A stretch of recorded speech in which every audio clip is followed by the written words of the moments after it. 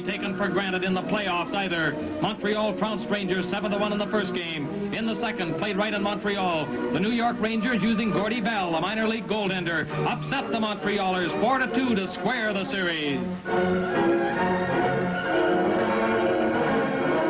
New York, the mighty Canadiens, now seen in their road white sweaters, defeated the Rangers 2 straight.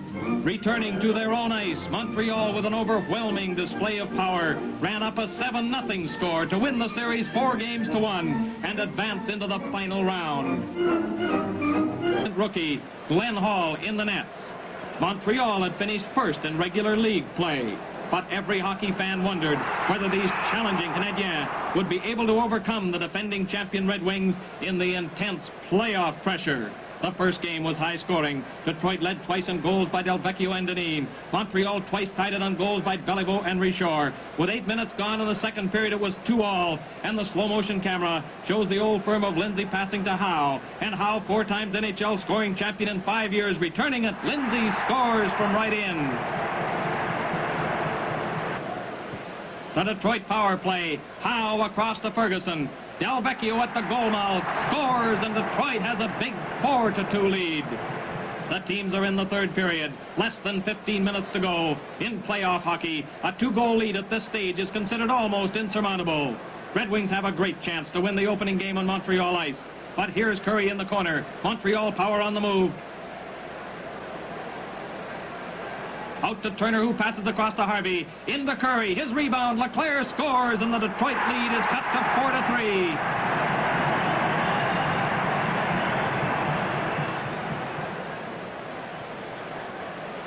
Less than 14 minutes to play. Red Wings attacking. Talbot intercepts. Up to Geoffrion. Montreal moving in back to Talbot. Closely checked. Geoffrion with a backhand shot. And that puck bouncing behind Hall means the hockey game is tied at 4-4.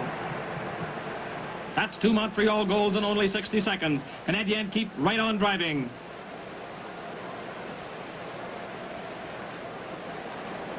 Geoffrion's shot is stopped by Hall. Gets in front of Beliveau, who scores, and the surging Canadiens have scored 3 goals in 2 minutes and 11 seconds to lead 5-4. As asked to Floyd Curry, who is checked out of the play. The puck deflects in front of the net, and Como gets a clinching goal. Scoring 4 times in the final period, wiping out a 4-2 Detroit lead. Montreal Canadiens win the opening game 6-4. Play led by number 10 Del Vecchio. But the puck is cleared. A break for Montreal's Don Marshall, number 22, who goes the length of the ice right in and scores the opening goal. On the return rush, Dickie Moore passing to Henri Richard, who scores to give Montreal a 2-0 lead. The puck is centered again, and a good save by Hall. But Detroit fails to clear. It's in front again, and Geoffrion scores to make it 3-0 for Montreal. Take the shutout for Detroit. A pass over to Norm Ullman, who scores for the Red Wings. Gain possession. It's out to Bert Olmsted, number 15, who drives into the corner. Feeds a perfect pass to Jean Beliveau, who scores to run the count to 4-1. And in the final minute, a Montreal breakaway with the littlest rocket, passing to Moore, out to the biggest rocket, and it's 5-1. Red Kelly of the Red Wings carries the puck out of his own zone, over to Howe. Kelly gets it back, completes a thrilling end-to-end play by driving the puck between Plant's legs to give Detroit the lead. Playing 5 aside means more room for Beliveau. 6'3", 205 pounds, moving in and drills it home to tie the score. Pay particular attention to the NHL scoring champion, and Pavelich carries out for Detroit. Up the ice with Lindsay. A shot and a rebound to Lindsay, who scores to give Detroit the lead. Gordie Howe, out of his own zone, sweeps wide, around Harvey, a perfect shot. Detroit wins 3-1. Players wearing number 16, 20-year-old Henri Richard of Montreal and 20-year-old Norm Ullman of Detroit. They collide and start throwing punches as playoff pressure and rough play combine to shorten young tempers. It's still scoreless, and the first goal means so much in playoff hockey. Here it comes. Canadian Bert Olmsted, number 15 in the corner. Out to the blue line, a drive by Harvey, and Beliveau on the rebound scores to give Montreal a 1-0 lead. Skate of Henri Richard, Montreal's number 16. How would you call this one? As the Rocket misses, a rebound, and Dickie Moore bats it past Hall. But referee Jack Mellenbacher disallows the goal. The Montrealers protest in force.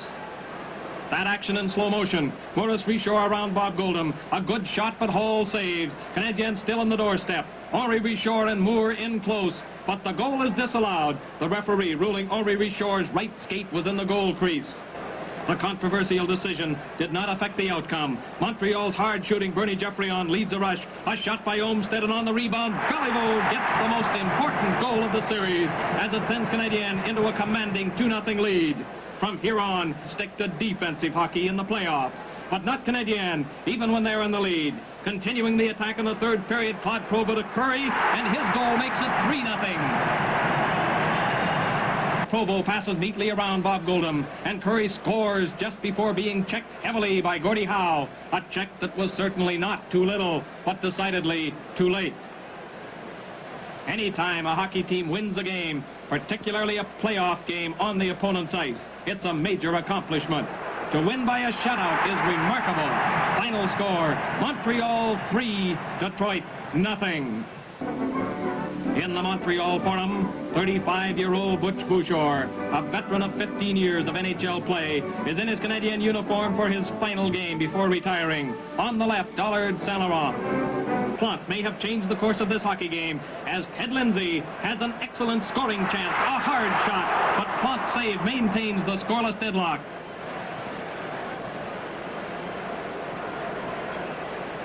Another important play that turned the hockey tide. A rush by Turner. Richard pulled down by Pronovo, who gets a penalty.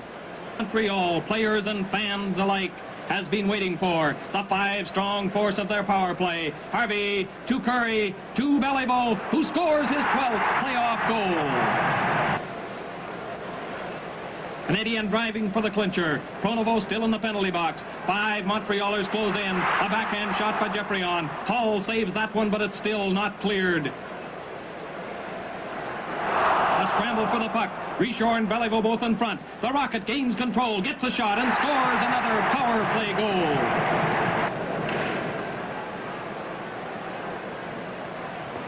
It's the third period now. Montreal less than 20 minutes away from the world's title. Beliveau attacking with Geoffrion, who scores on the rebound, and now it's